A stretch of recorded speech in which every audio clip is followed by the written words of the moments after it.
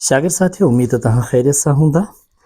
अॼु पाण 6हें दर्जे जी इंग्लिश जे यूनिट 1 में जेका लैंग्वेज प्रैक्टिस आहे उनखे ॾिसंदासीं, जंहिंमें तक़रीबन 8 एक्सरसाइज़िस आहिनि। सिफ़े नंबर 12 खां 17 ताईं हे exercises Sindh text book board जे इंग्लिश जे किताब 6 में ॾिनल आहिनि। ठीकु आहे, त दोस्तों अचो त पाण हिननि खे करण जी कोशिशि करियूं था। जंहिंमें सभ खां पहिरीं सिफ़े नंबर 12 ते पेज नंबर 12 ते जेका एक्सरसाइज़ आहे सा आहे शुड ऐं शुड नॉट, मस्ट ऐं मस्ट नॉट।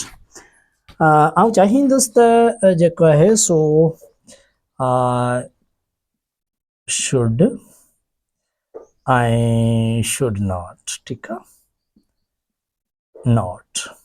जॾहिं त ॿिए पासे आहे मस्ट ऐं मस्ट नॉट, ठीकु आहे। अचो त हिननि खे सम्झूं था। हिननि खे सम्झणु बिल्कुलु आसान आहे। शुड या शुड नॉट पाण इस्तेमालु कंदा आहियूं एडवाइस जे लाइ, ADVIC, एडवाइस जे लाइ। जॾहिं त ही कंदा आहियूं रूल जे लाइ, ठीकु आहे। हाणे जेको कुझु अहिड़ियूं शयूं जिन में पाण सलाहूं ॾींदा आहियूं, ठीकु आहे, त हीअ शइ करणु घुरिजे, हीअ शइ न करणु घुरिजे। त एडवाइस आहे इहा हिकु तरह जी, उन जे लाइ हर कोई पाबंद न आहे त उन ते अमल करे। जी असां चऊं था त असांखे महिनत करणु घुरिजे, हाणे हर कोई पाबंद न आहे उन जो, ठीकु आहे। इहा हिदायत आहे, इहो को रूल न आहे। रूल में आहे मतिलबु मस्ट या मस्ट नॉट, मतिलबु हरगिज़ नाहे करणो। जीअं पाण पंहिंजे विज़िट टू द पार्क में पढ़ी आया आहियूं त वणनि खे नुक़सानु नाहे रसाइणो, उन्हनि खे कटणो न आहे। इहे रूल्स आहिनि, पब्लिक सिटी रूल्स मथां लिखियलु आहे, ठीकु आहे। इहे एडवाइज़िस कोन्हे।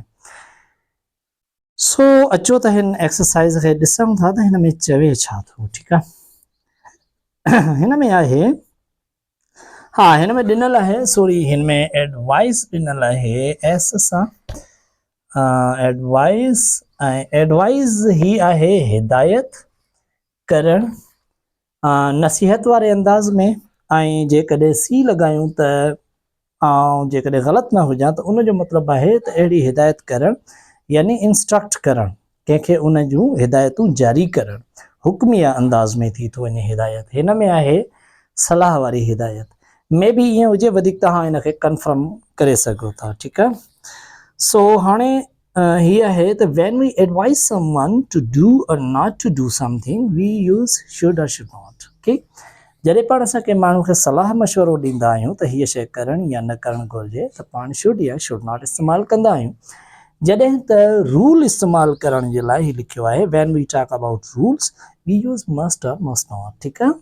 त जॾहिं पाण रूल्स यानी क़ाइदनि जी ॻाल्हि कंदा आहियूं त पोइ मस्ट या मस्ट नॉट यानी लाज़मी हरगिज़ नाहे करणो, ठीकु आहे।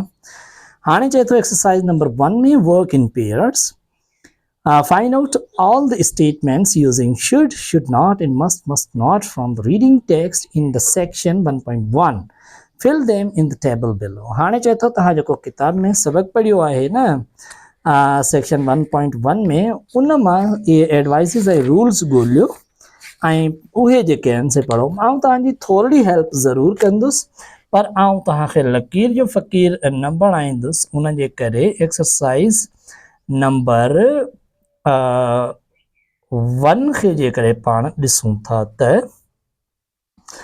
हाणे शुड में अच्छा, हिन में हीअं करिणो आहे, तव्हां सिर्फ़ु हिन खे पढ़ंदा वञो। जंहिं सेंटेंस में शुड या शुड नॉट हुजे हिन में लॻायोसि, जंहिंमें मस्ट या मस्ट नॉट हुजे हिन में लॻायोसि। वेरी सिंपल आहे।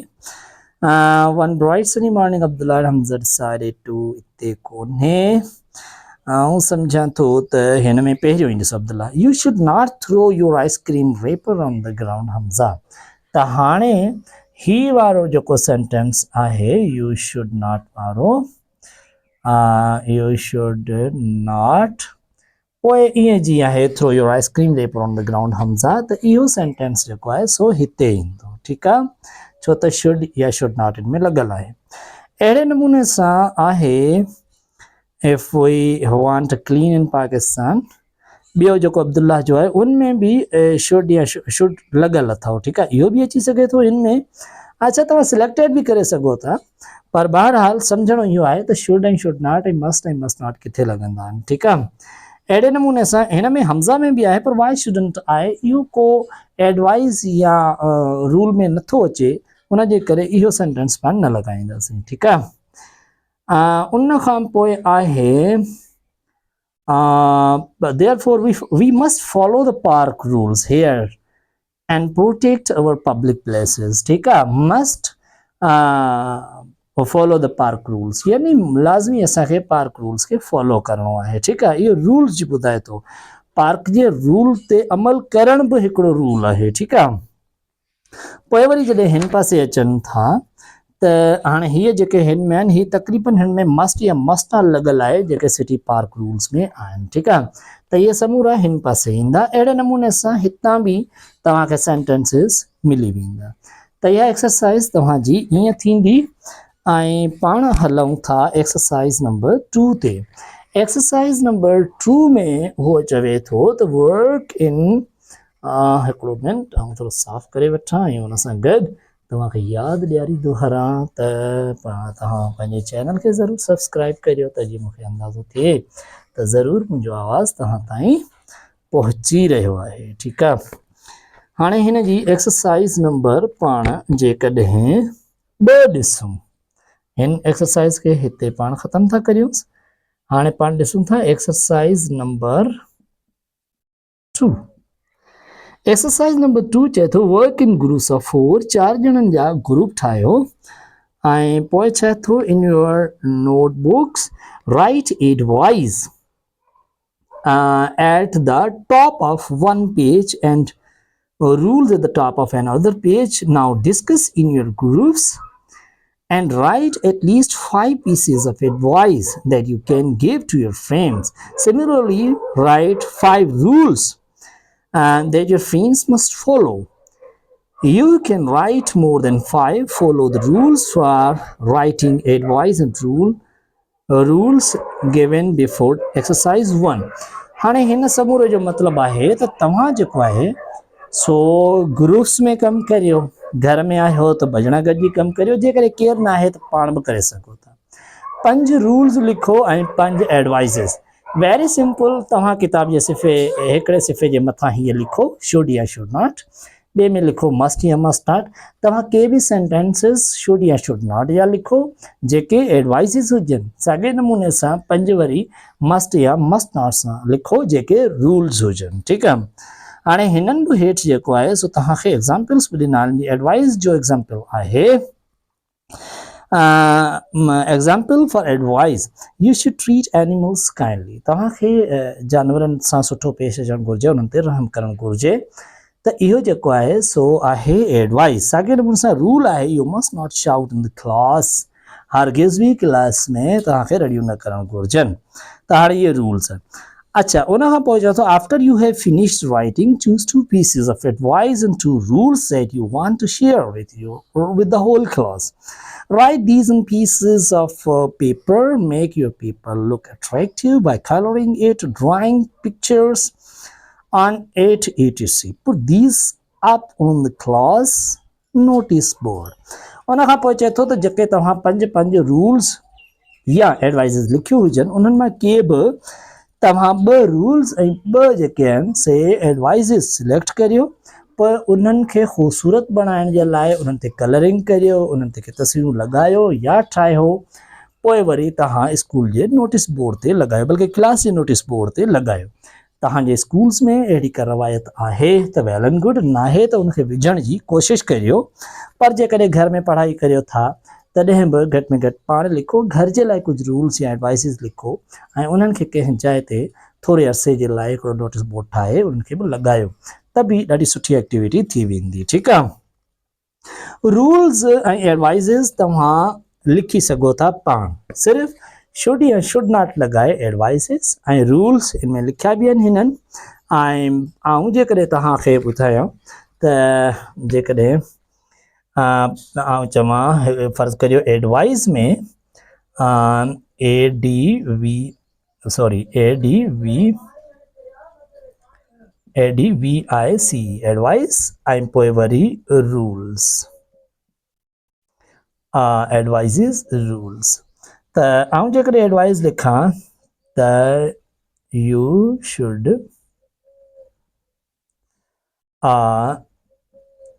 sleep early तव्हांखे सवेरे सुम्हणु घुरिजे साॻे नमूने सां आउं तव्हांखे चवंदा रूल ठाहियां थो त we must go to school यार अखर सुठा लिखां तव्हांखे वणनि न स्कूल ऑन द टाइम ठीकु आहे स्कूल जेको आहे सो वक़्त ते लाज़मी वञणु घुरिजे ठीकु आहे त हीअ रूल आहे हीअ एडवाइस आहे अहिड़े नमूने सां तव्हां जेतिरियूं ठाहे सघो एतिरियूं ठाहे सघो था ठीकु आहे एक्सरसाइज़ नंबर 2 तव्हांजी थी वई हाणे एक्सरसाइज़ नंबर 3 कंदासीं पर उन खां पहिरीं आहे प्रेज़ेंट कंटिन्यूअस टेंस ठीकु आहे हाणे प्रेज़ेंट कंटिन्यूअस टेंस जेकॾहिं तव्हांखे मुश्किल लॻे थो त पोइ त तव्हांखे थोरो टाइम कंटिन्यूअस टेंस ठीकु आहे जेकॾहिं तव्हांखे हिते ॾुखियो थो लॻे त पोइ शागिर्द साथियो तव्हांखे थोरो आउं कोशिशि हूअं ई कंदुसि त इन्हनि ते आउं अलॻि सां वीडियोज़ ठाहियां ठीकु आहे जेके बि 12 टेंसिस आहिनि हिननि खे कवर करियां त जीअं तव्हां बहितर नमूने सां उते तव्हां कमु करे सघो ठीकु आहे पर हाणे हिते ॾिसो त छा आहे प्रेज़ेंट कंटिन्यूअस खे अचो त सिंपल आउं तव्हांखे ॿुधाए थो छॾियां हिन जो फार्मूला आहे पहिरीं सब्जेक्ट लॻंदो आहे पोइ हेल्पिंग वर्ब में लॻंदो आहे इज़ एम आर ऐं पोइ वर्ब सां गॾु तव्हांजे लॻंदो इंग जेको आहे जो मतिलबु निशानी आहे कंटिन्यूअस टेंस जी ऐं पोइ लॻंदो आहे तव्हांजो ऑब्जेक्ट ठीकु आहे इंग मतिलबु ऑन बटन आहे कमु इंग लॻाइण सां शुरू थियो थो वञे ठीकु आहे इज़ जो मतिलबु आहे एम जो मतिलबु आहे आहियां ऐं आर जो मतिलबु आहे आहिनि या आहियूं या आहियो ठीकु आहे सो उन जे करे ही किथे किथे लॻंदा तव्हां सम्झी सघो था हाणे अचो त हिन खे पढ़ूं था जी हिन जा सिंपल सेंटेंस ठाहे सघजनि था ही इज़ मेकिंग टी ही चांहि ठाहे पियो साॻे नमूने सां शी इज़ रीडिंग बुक हीअ किताब थी पढ़े त हाणे सब्जेक्ट खां पोइ इज़ लॻायो आहे हिते पोइ वरी वर्ब सां पाण इंग लॻायो आहे आख़िर में ऑब्जेक्ट लॻायो आहे ठीकु आहे अहिड़नि खे पाण चवंदा आहियूं प्रेज़ेंट कंटिन्यूअस टेंस यानी हलंदड़ वक़्त में जेको कमु जारी आहे जेको कमु हली रहियो आहे मेक माना ठाहिणु इंग लॻायोसीं यानी चालू थी वियो ठाहे रहियो आहे साॻे नमूने सां रीड माना पढ़णु रीडिंग जो मतिलबु आहे ऑन कयोसीं हिन खे मतिलबु पढ़जी रहियो आहे ठीकु आहे हाणे हिन में हिकिड़ो बॉक्सिस ॾिनल पंहिंजो ब्लैंक्स ॾिनल आहिनि एक्सरसाइज़ नंबर 3 में हाणे अचो त हिननि खे थोरो फिल करण जी कोशिशि करियूं था बिल्कुलु आसान हेठि तस्वीरूं बि ॾिनल आहिनि जिन में ॿार जेके आहिनि से कुझु न कुझु कमु करे रहिया आहिनि हाणे ॾिसो त पहिरियों नंबर आहे all the children are enjoying themselves are having a good time or having fun in the park हाणे पहिरियों जेको जुमिलो आहे उन मां जिते जिते स्लैश ॾिनल आहे थुल्हनि बोल्ड अखरनि में उन्हनि मां को बि हिकिड़ा जेके अखर आहिनि उहो तव्हांखे फ्रेज़ चूंड करिणो आहे ठीकु आहे यानी या लिखंदो all the children are enjoying themselves in the park या all the children are having a good time in the park या all the children are having fun in the park ठीकु आहे हाणे हेठि सेंटेंस फिल करणा आहिनि हाणे चवंदा सभा इज़ हाणे हेठि फोटोज़ में ॾिसूं त सभा छा थी करे त पाण लिखंदासीं सभा इज़ सभा त लिखियलु आहे सभा इज़ ठीकु आहे सभा इज़ क्लाइंबिंग द ट्री ठीकु आहे क्लाइंबिंग द ट्री सभा जेको आहे सो वण ते चढ़ी रही आहे शागिर्द साथियो जेकॾहिं तव्हांखे हिननि में लफ़्ज़नि में के मुश्किल लॻनि था या नवां लफ़्ज़ तव्हां मुंहिंजे व्हाट्सएप ते राब्तो कंदव कमेंट कंदव त आउं ज़रूरु तव्हांखे व्हाट्सएप घुरी हुन ते तव्हांखे फाइल मोकिले छॾींदुसि मूं वटि हिननि समूरी जी वर्ड मीनिंग लिखियलु आहे ठीकु आहे हाणे ईअं थींदो। हाणे ॿियो ख़्यालु आहे सबा इज़, हाणे सबा इज़ क्लाइंबिंग द ट्री, पोइ आहे असद। हाणे असद छा पियो खाए, पाण लिखंदासीं असद इज़ ईटिंग आइसक्रीम, ठीकु आहे। ईट आहे, इंग लॻाईंदासीं, eating ice cream. Okay, very very easy. अहिड़े ई नमूने सां जेकॾहिं अॻिते हलूं त अॻिते आहे बीना जॉन कुमार एंड सीता।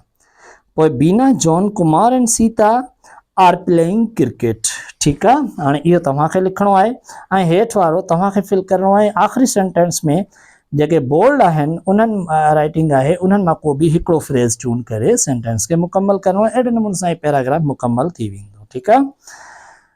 हिन खे पढ़ण खां पोइ इहो बि यादि रखो त तव्हां सिखी रहिया आहियो प्रेज़ेंट कंटिन्यूअस टेंस, यानी अहिड़ो कमु जेको हींअर थी रहियो आहे उन जा जुमिला कीअं ठहंदा, ठीकु आहे।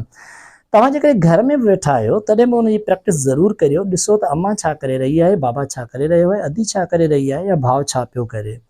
पोइ उन्हनि जा जेके बि जवाब अचनि उहे सेंटेंस हीअं ठहंदा, इज़ एम आर सां ऐं वर्ब सां इंग लॻाए करे उन्हनि खे ठाहिण जी कोशिशि करियो ऐं पोइ वरी ॿियनि शागिर्दनि सां शेयरिंग करियो या उस्ताद खां बि दुरुस्ती कराए वठो, ठीकु आहे।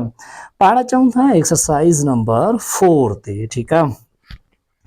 शागिर्द साथियों, एक्सरसाइज़ नंबर जेका 4 आहे सा बिल्कुलु बि इन जी ईज़ी आहे। हिन में चए थो imagine your class having and post Eid union party. Okay, यानी हेठि तव्हां ॾिसी रहिया हूंदव त ही ब्लैंक्स आहिनि जेके तव्हांजे साम्हूं किताब जे सिफ़े नंबर 15 ते मौजूदु आहिनि, ठीकु आहे। हाणे हिते जेका नंबरिंग ॾिनल आहे 1 2 3, हिते तव्हां शागिर्दनि जा नाला लिखंदव। चए थो त ईद थी वई आहे, हाणे ईद खां पोइ तव्हां जॾहिं मोकलनि खां पोइ क्लास में आया आहियो त तव्हां हिकिड़ी ईद मिलन पार्टी कई आहे, ठीकु आहे। ईद मिलन पार्टी जी तयारी जे लाइ शागिर्द जेके आहिनि से तव्हांजे क्लास खे सिंगारिन पिया, के शायदि केक पिया रखनि, के कुझु पिया कनि, के छा पिया कनि। इमेजिन करियो त जेकर तव्हां अहिड़ी पार्टी रखो था त तव्हां छा छा करे रहिया हूंदा। तव्हां जेकॾहिं क्लास वारा ई आहियो पढ़ंदड़ त क्लास जे शागिर्दनि जा नाला लिखी सघो था। जेकॾहिं तव्हां घरेलू पढ़ंदड़ आहियो त पोइ इमेजिन करे हथ जा नाला बि लिखी सघो था, ठीकु आहे। पर हीअ ब्लैंक्स पूरा करणा आहिनि और अहिड़नि जुमिलनि सां, ठीकु आहे। जी हिन में ॾिसो हीअ जुमिलो शुरू थिए थो, everyone in the class is helping for the post Eid union party, ठीकु आहे। स्टूडेंट 1, फर्ज़ करियो तव्हां हिते राज लिखी छॾियो। राज हा, हाणे चए थो नालो लिखो को तव्हां छा कयो। हाणे राज छा पियो करे, फर्ज़ करियो तव्हां हिते लिखी छॾियो राज इज़ क्लीनिंग द टेबल, ठीकु आहे। राज जेको आहे सो टेबल खे साफ़ पियो करे। ॿिए नंबर ते तव्हां जेको आहे सो शागिर्द जो नालो लिखियो असलम, ठीकु आहे। फर्ज़ करियो Aslam is placing cake on the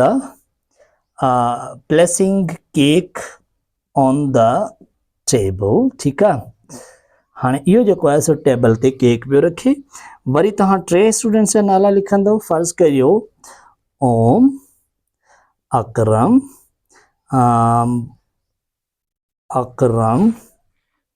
end Ahmad, ठीकु आहे। एंड अहमद, हाँ इहे छा पिया कनि, आर छा पिया कनि, आर डेकोरेटिंग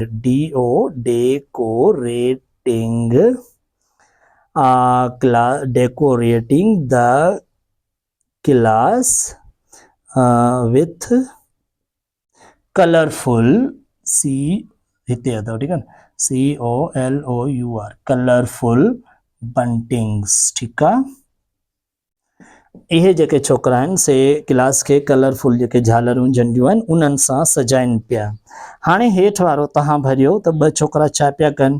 फर्ज़ करियो के वरी ईद कार्ड पिया ठाहिनि, के उस्तादनि जा दावतनामा पिया लिखनि ऐं के वरी बोर्ड ते असांजो उस्ताद लिखे पियो ईद यूनियन पार्टी, ठीकु आहे, ईद मिलन पार्टी। त मतिलबु इन सां तव्हांखे इहे फिल कंदव। हाणे इन में असुल ॻाल्हि हीअ अथव त हीअ ॾिसो इज़ ऐं ही इंग लॻल आहे, ठीकु आहे।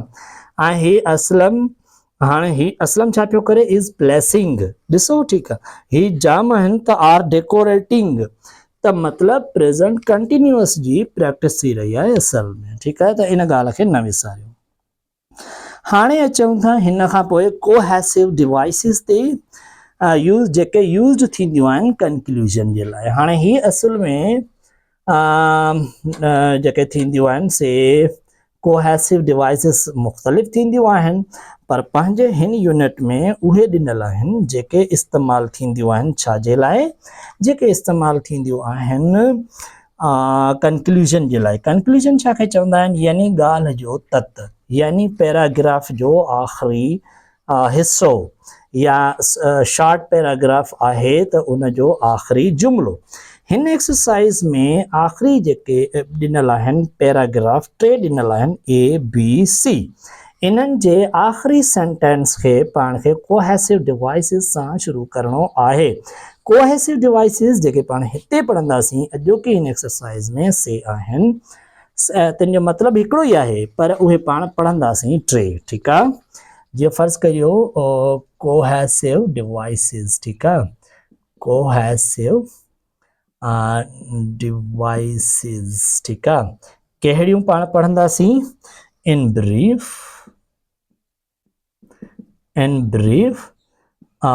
टू सम अप या इन शॉर्ट ठीकु आहे हाणे ही शयूं पाण हिन में पढ़ंदासीं हिकिड़ी ऐं वरी बि हिननि खे अलॻि अलॻि करे छॾियां त जीअं तव्हांजे लाइ मुश्किल न थिए हिननि सभिनी जो मतिलबु साॻियो ई आहे इन ब्रीफ यानी मुख़्तसरन टू सम अप यानी ॻाल्हि जो मक़सदु हीउ त इन शॉर्ट थोरनि लफ़्ज़नि में ठीकु आहे इन सभिनी जो इहो ई आहे यानी ॻाल्हि पाण का बि करे जॾहिं आख़िरी जुमिलो वराणींदा आहियूं त उन में उनखे समअप कंदा आहियूं कंक्लूड कंदा आहियूं ठीकु आहे ब्रीफ कंदा आहियूं शॉर्ट कंदा आहियूं ठीकु आहे त उन जे लाइ पाण कोहेसिव डिवाइस हीअ लॻाईंदासीं हिननि मां का बि हाणे हिन में पहिरियों जेको पैराग्राफ आहे उनखे जेकॾहिं पढ़िजे त चए थो we should take care of our parks असांखे पास खे साफ़ु रखणु घुरिजे पंहिंजनि खे we should keep them clean and not throw trash anywhere असांखे उन साफ़ु रखणु घुरिजे किथे बि किचिरो न करणु घुरिजे we must also not damage any property in our parks असांखे पार्क्स जी का बि प्रॉपर्टी मिल्कियत आहे उनखे नुक़सानु न रसाइणु घुरिजे we are all responsible for taking care of our parks असीं सभई जेके आहिनि से जेका पार्क आहे उनजी ख़्यालु रखण जे लाइ सभिनी जी ज़िम्मेवारी आई आहे ठीकु आहे हाणे हिन जो जेको आख़िरी जुमिलो आहे इन खां पहिरीं पाण लिखंदासीं ठीकु आहे जेको ए वारो आहे हिनखे थोरो ध्यानु कजो तव्हां ही शुरू थो थिए उहो ई ऐं सॼो पैराग्राफ नथो लिखणु चाहियां वी शुड ठीकु आहे उन खां पोइ शुरू थो थिए ऐं आख़िरी हिन जो जेको जुमिलो आहे सो आहे फुल स्टॉप खां पोइ सो आहे we are all responsible we are all responsible for taking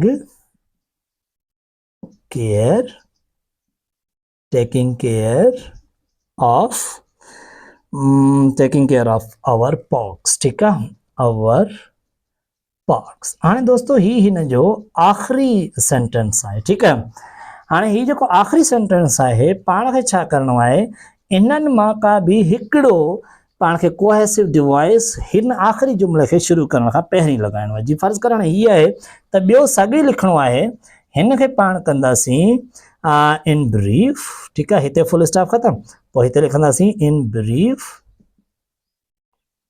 हीअं करे कामा ॾेई पोइ वी सिमाल में ठीकु आहे छो त ही शुरूआत हिननि सां थी वई in brief we are all responsible for taking care of our parks मुख़्तसर इहो त पाण सभिनी जी ज़िम्मेवारी आहे पंहिंजे पास खे साफ़ु रखणु ठीकु आहे या उन्हनि जी केयर करणु साॻे नमूने सां हे बि लिखी सघो था to sum up we are all या in short we are all responsible ठीकु आहे त ही जेको ABC टे जेके पैराग्राफ्स आहिनि इन्हनि जो जेको आख़िरी सेंटेंस आहे उन में हिन शइ जो इज़ाफ़ो करिणो आहे हिननि टिनि मां कंहिं बि हिक जो को बि हिकु तव्हां लिखी छॾियो दुरुस्त आहे, छो त इन जो मतिलबु साॻियो ई आहे। ठीकु आहे, यकीनन तव्हां क्वास डिवाइसिस सम्झी चुका। हाणे पाण किताब जी एक्सरसाइज़ नंबर 6 ॾांहुं हलूं था। ऐं थोरो मुख़्तसर कंदो आहियां, उन जा 2 सबब आहिनि। हिकिड़ो इहो त मुकमल एक्सरसाइज़ इन करे न कराईंदो आहियां का बि, त छो त चाहियां थो त मुंहिंजो शागिर्द लकीर जो फ़क़ीर न थिए, हू पाण जेको आहे सो कुझु करे। हाँ, हुनखे किथे मसइलो आहे त असांखे ज़रूरु कमेंट करे, पर पाण करे ऐं कुझु असां हुनखे ॿुधायूं। ऐं ॿिए नंबर ते त वक़्तु जीअं त हिन ते मुख़्तसर आहे, छो त वीडियो खे तव्हां रिपीट बार बार करे सघो था डाउनलोड करण खां पोइ, त पोइ असां हरू भरू छो बार बार रिपीट करियूं हिकिड़ी ई ॻाल्हि। ठीकु आहे, हाणे अचूं था एक्सरसाइज़ नंबर 6 ते। ही आहे लैंग्वेज प्रैक्टिस जी एक्सरसाइज़, जंहिंमें पाण जेको आहे सो पढ़ंदासीं पंक्चुएशन। पंक्चुएशन में पाण पढ़ंदासीं अॼु कोटेशन मार्क्स। ठीकु आहे, कोटेशन मार्क्स कहिड़ियूं? ओ ही वारियूं। ठीकु आहे, पंक्चुएशन छा खे चवनि था? बीहक जूं निशानियूं। ठीकु आहे, बीहक जूं निशानियूं यानी ॿोलीअ जी ॿोली। ठीकु आहे, तव्हांजे पढ़ण सां कामा ते फुल स्टॉप ते उते बीहबो आहे, फुल बीहबो आहे, वग़ैरह वग़ैरह मुख़्तलिफ़ आहिनि जी। फुल स्टॉप, कामा, एक्सक्लेमेशन, ॿियूं जाम सारियूं, उन्हनि मां हिकिड़ी आहे कोटेशन मार्क्स। अॼु पाण कोटेशन मार्क्स खे पढ़ंदासीं। शागिर्द साथियों, हिन में एग्ज़ाम्पल्स बि ॾिनल आहिनि, हिन में लिखियल बि आहे। ऐं तव्हांखे मुख़्तसरनि इहो ॿुधायां थो त का बि अहिड़ी तहरीर जंहिंमें कंहिं माण्हू जो मकालमो पेश कयल हुजे, यानी फिलाणे हीअं चयो, या फिलाणे चयो त, या फिलाणे चयो त, मतिलबु को बि कंहिंजे वात मां ॻाल्हायल लफ़्ज़नि जो ज़िक्र हुजे, त कंहिं बि माण्हू जे वात मां निकितल जेके लफ़्ज़ आहिनि उहे पाण खे कोटेशन मार्क्स में बंदि करणा आहिनि।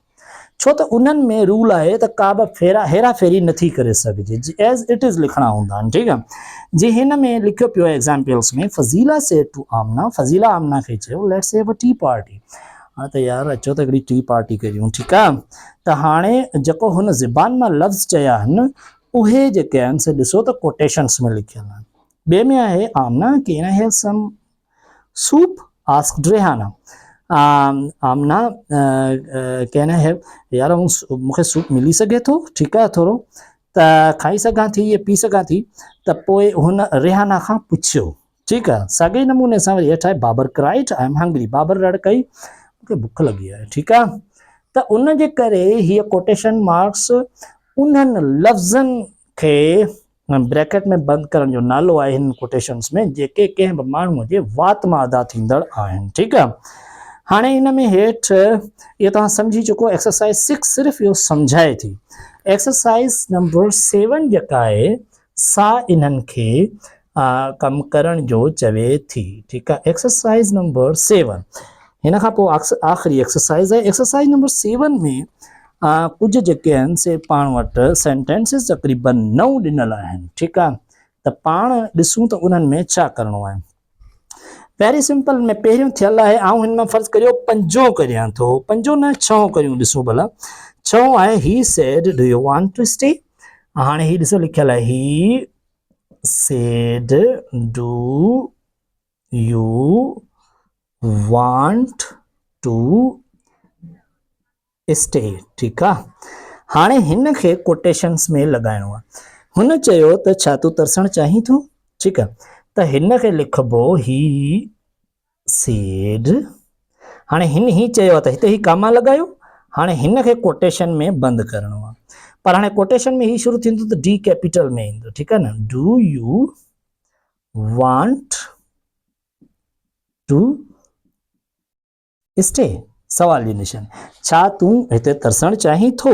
त हाणे इहो ईअं थी वियो। ठीकु आहे, आउं चाहींदुसि जी। हाणे आख़िरी आहे we should go home said Bilal. त हाणे इनमें वी शुड गो होम, इन खे फुल स्टॉप लॻाए इन खे कोटेशन्स में बंदि कबो ऐं ॿाहिरि वरी कामा लॻाए अॻियां लिखबो सेड बिलाल, यानी बिलाल चयो। ठीकु आहे, यादि रखो त ज़बान मां चयल लफ़्ज़ शुरू में बि अची सघनि था, आख़िर में बि अची सघनि था। ठीकु आहे, उन जे करे जुमिले खे पढ़ो ध्यान सां, ॾिसो त चयल लफ़्ज़ कहिड़ा आहिनि। पोइ जेके चयल लफ़्ज़ हुजनि उन्हनि खे इन्वर्टेड कामाज़ में बंदि करियो, जेकॾहिं पंहिंजो ऐं इन्वर्टेड कामाज़ में जेको पहिरियों अखर अचे उनखे कैपिटल में ज़रूरु लिखंदा। ठीकु आहे। त दोस्तों हीअ जेके आहिनि से नऊं तव्हांखे करणा आहिनि, करण जी कोशिशि करियो, किथे मुश्किल थिए त असांखे ज़रूरु ॿुधायो। हाणे अचूं था आख़िरी आहे एक्सरसाइज़ नंबर 8। ठीकु आहे। हाणे ही इन जो बिल्कुलु फाइनली आहे। हाणे हिन में हेठि हिकिड़ी स्टोरी ॾिनल आहे जेका शुरू थिए थी 1 2 3 4 लाइनूं छॾे 5 जेका लाइन आहे न, एन ओल्ड मैन, ठीकु आहे, इतां खां त एन ओल्ड मैन एंड हिज 20 years old son were going to Multan from Karachi इन अ ट्रेन। हाणे इन में पाण खे छा करिणो आहे, कोटेशन मार्क्स लॻाइणा आहिनि, यानी पंक्चुएशन करणी आहे। हाणे हिकिड़ो पोढ़ो माण्हू ऐं ॿियो नौजवान 20 सालनि जो इहे रेल में हली रहिया हुआ मुल्तान खां मुल्तान ॾांहुं पिया विया कराची खां। हाणे इन में अहिड़ो को बि जुमिलो कोन्हे जेको ज़बान मां चयल लॻे। ठीकु आहे। पोइ आहे the young man had a happy look on हिज फेस, जेको नौजवान हो उनजे चेहरे ते ख़ुशी हुई। पोइ वरी आहे इन में बि को अहिड़ो जुमिलो कोन्हे चयल, लुक अब्बा ही सेड। ठीकु आहे।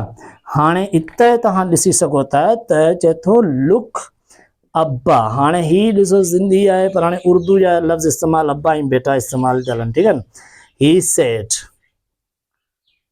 He said. हाणे हिन खे पाण खे ॾिसणो आहे, लुक अब्बा खे कोटेशंस में लॻाइणो आहे। लुक अब्बा। ठीकु आहे।